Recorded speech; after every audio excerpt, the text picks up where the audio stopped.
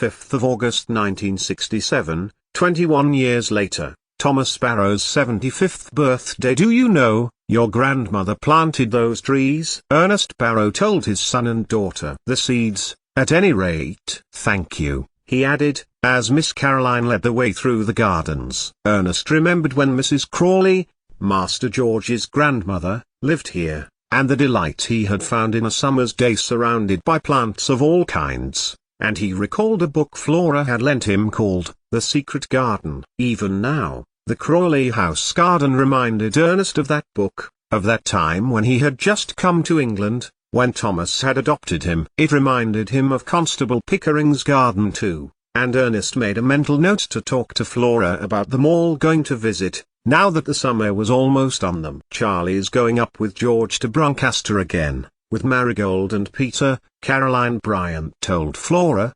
conversationally. To Aunt Edith and Uncle Bertie. I think other of his friends are going, Kitty. Naturally, now the children are doing their own thing. It was the way of things, Ernest thought to himself, that the next generation of Crawleys would be grown now. He had always thought it strange, however, that Flora had found it difficult to talk to the family. He could talk to everyone, although Johnny Bates often teased that he had not lost his German accent. And he had had a good life, all told. Thomas had given him his mother's family's cottage and it was his electrical workshop. He had built up a business while waiting for Flora, who had wished to remain at Downton until they were married. He had seen the young people of the Crawley family, George and Caroline, Marigold and Peter and yes, Sibby Branson, all marry and begin their lives together, have careers, intermingle with the aristocracy, leave with a Canadian man and live in Montreal, in Sibby's case. You don't mind that we look in the garden for some flowers? He asked Caroline,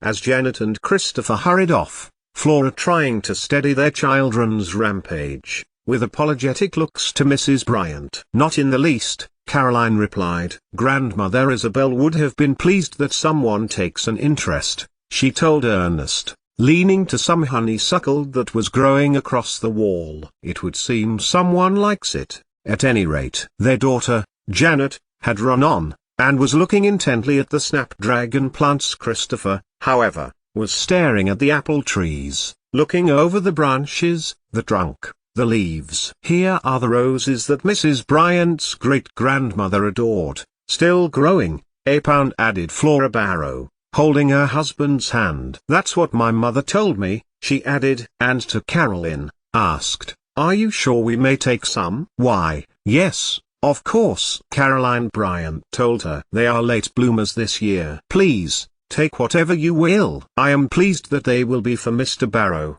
What a surprise, on his 75th birthday. He hoped it would be a surprise for his father. Thomas had been away in Manchester, the tables turning for the summer, for Ernest still worked at the university, lecturing the while he managed his electrical business at Downton. He didn't know why he still kept that on, except for tradition. If Christopher was interested, then he could take it on. Or Janet, come to that, except that she was far more creative, and could paint and draw anything she saw. Thomas had gone to Manchester to be with Philip, as soon as the news had been announced. Decriminalization was not the same as legalization, but knowing this, knowing that he could now walk around with his lover, and be with him as a consenting adult in private, and not be challenged by the police was a significant thing. So Thomas had gone to see Philip, and was due back that afternoon. In the meantime, Ernest had got busy, and arranged an afternoon tea for him,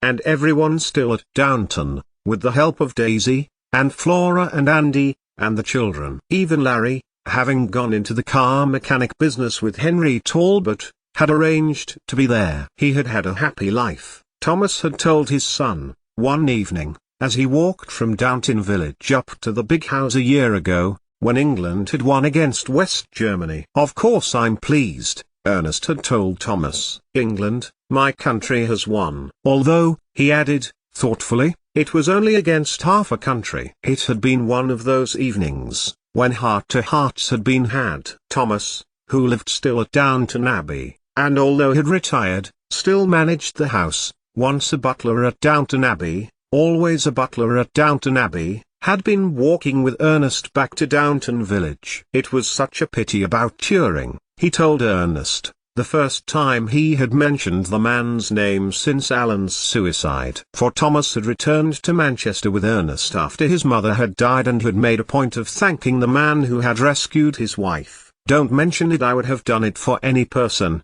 Turing told Thomas, and he believed him too, for the man was equally indifferent to all people as far as Thomas could see. And Thomas had kept in touch with Alan, and through him, met the mathematician, Philip Bragg. "He is like no one else in my life," Thomas had confided in Ernest that evening, when the light was just at the right angle and a magical spell was cast over the land. A time when secrets could be shared, where, if one could listen very carefully, one might hear the winding of the earth by some universal clockmaker. Ernest knew then that Thomas had found the love of his life, the second, or possibly third love, if his mother counted, a different kind of love. And now, that love could be shared, and Thomas would be back home, on his birthday, and would be surprised by the welcome. "Take all you wish," Caroline told the children, much to Flora's horror. "Yes, yes," she urged. "Fill the tables with flowers, for they will look much better than in my beds, which need a good tending to before next year." "Christopher and I will do them," offered a keen Janet, and her brother looked up, nodding, though reluctantly. "Just take a few more," Flora urged, and then to Caroline added, "We must get back, I can't leave Mother on her own." She turned to her husband. "You go and wait for Thomas at the station, my darling," and then added a little kiss to his cheek. She had been a long time in saying yes to marrying Ernest, in the end. Which Ernest was pleased about, because he wanted to prove himself, establish himself in whatever career he would do. In the end, he had two, and he did not know which he loved best, being an academic or being an electrician. Both were fine careers, and he knew he was treading in his illustrious Ashby footsteps. Heisenberg has come out to say that he was totally against uranium being developed as a weapon of war, Thomas had told Ernest, on that magical evening. Other scientists who worked with him, worked with your mother, say the same. And Ernest, who had been privy to the truth, not that Mr. and Mrs. Schultz knew that he had, aged 11, listening from upstairs, turned to his true father and said, "A person on the wrong side of a war would say that, wouldn't they?" Two people got off the train at Downton that evening, Thomas and Philip Bragg. Both men walked along the station, heads held high, and Thomas caught the eye of his son, and smiled. "Room at your house for Philip?"